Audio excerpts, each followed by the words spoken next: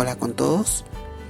Este sábado 11 de mayo a las 9 de la noche se va a llevar a cabo el partido entre Universidad César Vallejo y los Chancas C&C, correspondiente a la fecha 15 del torneo Apertura de la Liga 1 de Apuesto 2024.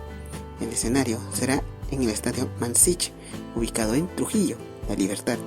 Esperemos de que haga un excelente partido y que gane el mejor. Mucha suerte para ambos equipos. Muchas gracias.